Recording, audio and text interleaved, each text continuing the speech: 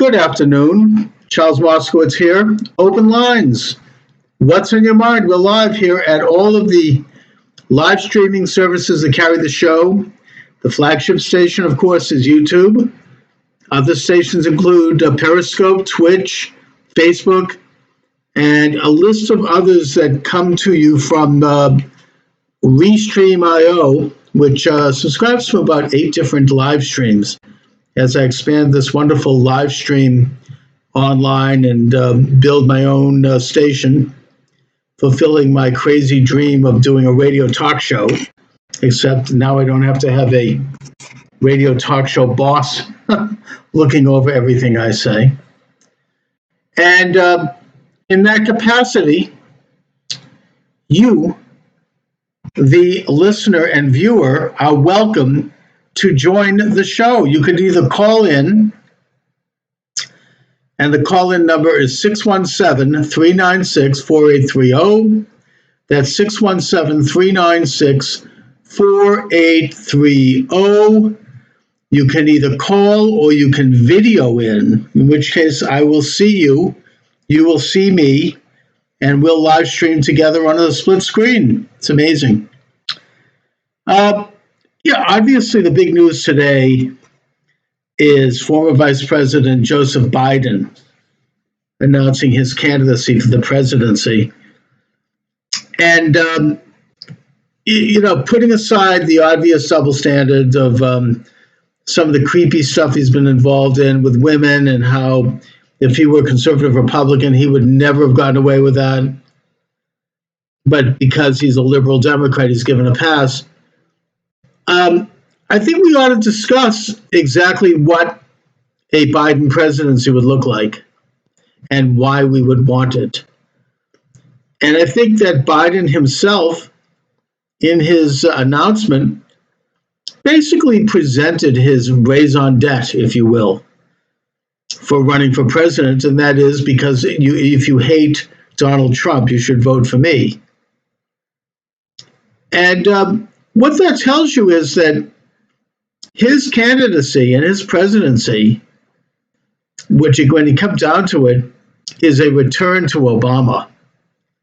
We're going to have more Obama. This is even why I think it's a very quiet thing, but Biden and Obama have kind of agreed to sort of not talk about the past too much. Obama's not coming out and endorsing Biden too loudly, not because he doesn't want to, but because I think that they do realize that the American public doesn't really want to be reminded of the Obama years. Obama was not popular.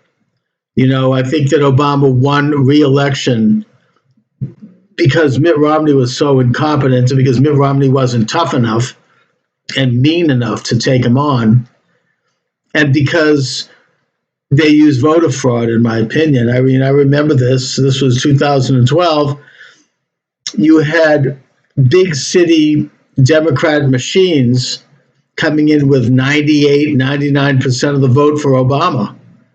I think in one case it came in with over 100, 102, 104. This is a big subject. It deals with, the whole issue of electronic voting, which I think is troubling. It deals with the factor of illegal aliens voting, which is troubling, obviously an illegal, but anyone who doesn't think that that's what was going on in California and why Hillary Clinton got such a huge vote there, they're not dealing with reality. I mean, that's like Brooklyn Bridge sale, time. Look at just the facts that we do know. California legalized is offering licenses to illegal aliens. If you have a license, you can register to vote. Hence, illegal aliens register to vote. Plus, they had voter drives among illegal aliens run by illegal aliens, mainly to help Bernie Sanders, but nevertheless, to suggest that those votes weren't mobilized for Hillary is just crazy. Of course they were. And there was a lot of shenanigans in New Hampshire as well, and other places, I'm sure. The Democrats know that in a close election, they can always depend on voter fraud. So that's a big issue that I think that the Republicans need to get their arms around.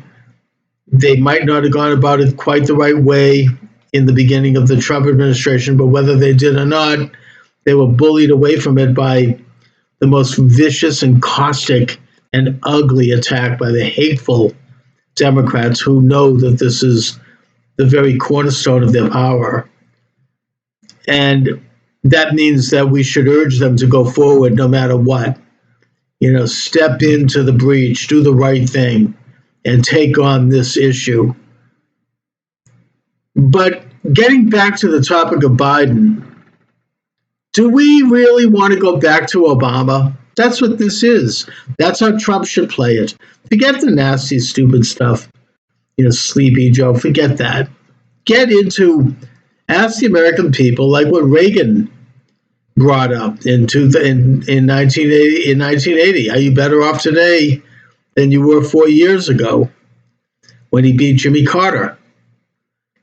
Do we want to go back to the days of just mediocre government, secrecy, massive bureaucracy, international trade deals, high taxes, left-wing judges who are going to make up the Constitution from the bench, appeasement abroad, which resulted in ISIS, Muslim Brotherhood regime in Egypt, anti-Israel agitation, advances on the part of North Korea, which was firing, I think, an average of a missile a month in Obama's last years?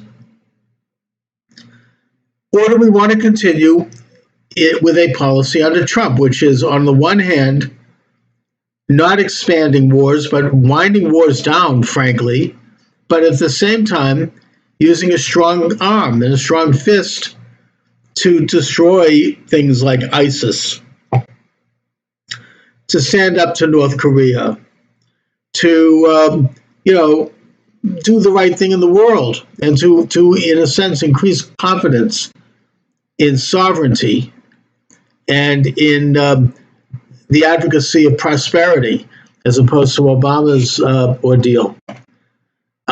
Do we really want to go back to those years of spying and of using federal agencies like the IRS in that case to go after political enemies? 617-396-4830 is the number. You're welcome to join the program. We're live here at Facebook and other affiliates. 617-396-4830. 617-396-4830. If you click on your Skype and go to call, then you will be heard. If you go to video, you'll be seen and heard. So come on down. This is live online radio. This is your host, Charles Moscowitz, 617-396-4830. I'm asking people, what do they think about Biden and his entry? And my basic commentary is that, putting aside the kind of the sleazy personal stuff, which is, his personal life, it's a return to Obama. It's a regression. And whether you like Trump or not as a person, which I happen to like him, but you may not, ask yourself, do you really want to go back to those days?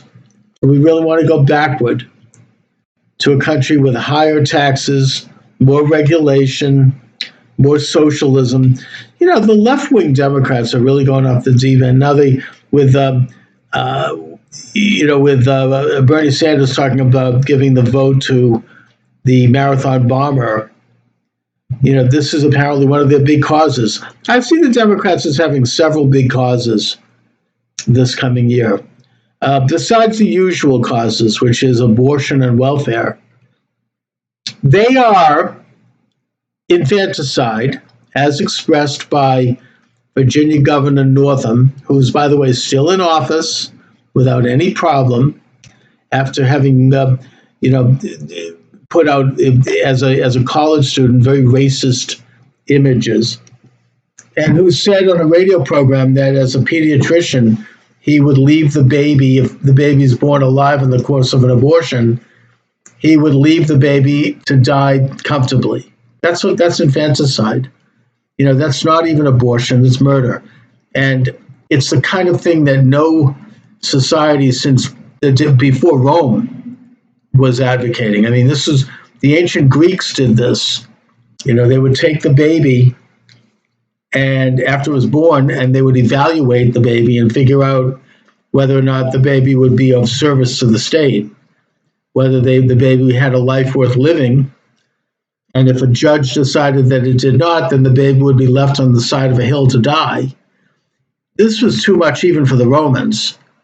And the Romans, of course, were an ancient pagan civilization, but they abolished that practice, right? This was one of the reasons why the Maccabees rebelled against the Greek Antiochus, among other things. I mean, they didn't like naked gymnasiums either, but they certainly didn't like the killing of the babies and other practices. And so you had the Maccabee Rebellion.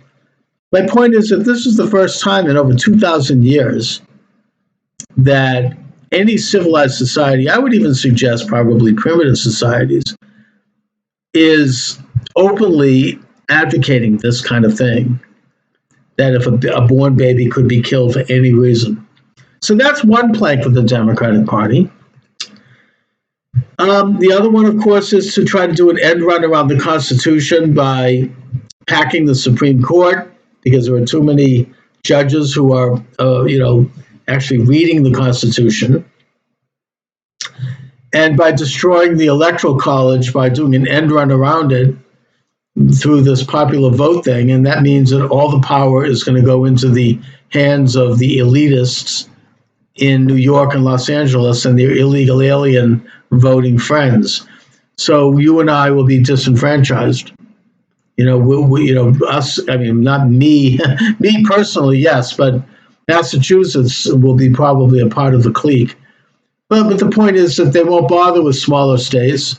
They won't have to worry about, electing delegates. We might as well forget about, the primaries. Just go right to a popular vote, and whoever gets the most vote wins, which is really something that can be manipulated, and it completely destroys, for all intents and purposes, the power and the functionality of the states in this union. And what else? What other Democrat platforms are out there? We'll see some real good ones. The New Green Deal, I don't know if that's still a going concern. But just to summarize here, and again, you're welcome to call 617-396-4830, 617-396-4830.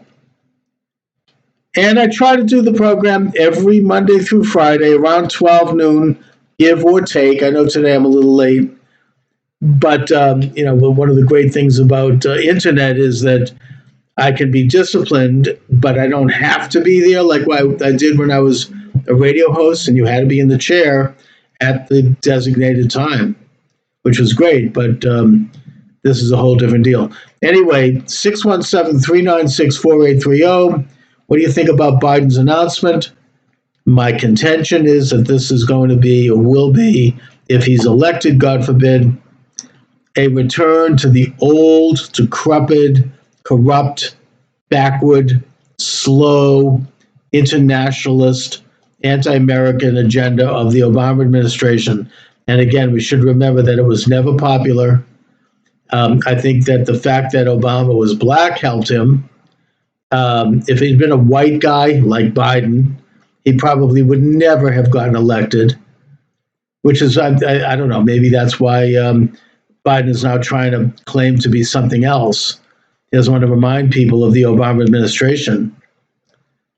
And that, the left is playing race politics, of course, which they can't do with Biden, I guess. Although knowing them, they'll probably declare him to be black. I mean, it's, why not? I remember people saying, well, Hillary Clinton lost because she was a woman. Quite the opposite. I think that Hillary Clinton gained votes for being a woman. I think people with the barrage of propaganda that came out year after year about the importance of someone's, sex and skin color, that people were convinced that this was a good thing, that somehow this would be different, that somehow she'd do something differently for women, which would not really be true. Or, that something magical would happen because someone's a woman, because someone has a vagina.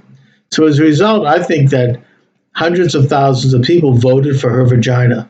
I don't think she would have gotten as many votes even without the illegals if she had not been a woman, because if you take away the woman piece, what do you have left? A corrupt hack who was ripped off the system for decades and who only got away with it because she is a tool of the left. And I think that would have shown through pretty quickly, as it has with a guy like Beto O'Rourke. He's got nothing. He looks like Kennedy. That's all. But, maybe that's enough for the left. I don't know. Or you've got Buttigieg, who his claim to fame is he's gay. That's enough to vote for him. What else can you say about him? He's a small town mayor who was not very particularly successful either. And of course, you got a lot of women who are running as women. Time to elect the woman. And besides the identity politics, they again, once you strip away those things, which mean nothing and have no significance on the life or the course of this country or the life of any citizen, as we found out from Obama, by the way. Once you strip those things away, all you have is a return to the failed left-wing policies of Obama. And we can take a look and revisit them, as depressing as that is, and see what this next term would look like. I hope that that's the approach that President Trump takes, and that the Republicans take that are advising him, and that people take around him. And I hope that my listeners understand that this is what this is. It's an election between policies that are moving the country forward today, policies that we could point to, and that we want to see continue, like lowering taxes, like reducing onerous and unnecessary regulation, like standing up for our allies abroad and opposing our enemies, like appointing judges and bureaucrats who stay in their lane and observe the law and interpret the Constitution. And underneath all of that, like an administration that is reinforcing the very basic philosophical idea that national sovereignty is a progressive thing and that we need to promote it, we need to cherish it, we need to advance it for our own lives and for that of our posterity, as opposed to the old left-wing ideas of turning the United States into a one-world international ant colony. Anyway, I want to thank you for joining me on that note. I am trying to do the show live, so I'd like to, see about getting calls and building a live audience. Certainly don't be afraid to call 617-396-4830, 617-396-4830, and please subscribe to the YouTube channel. I appreciate it. Charles Moscowitz. Have a great afternoon, everybody.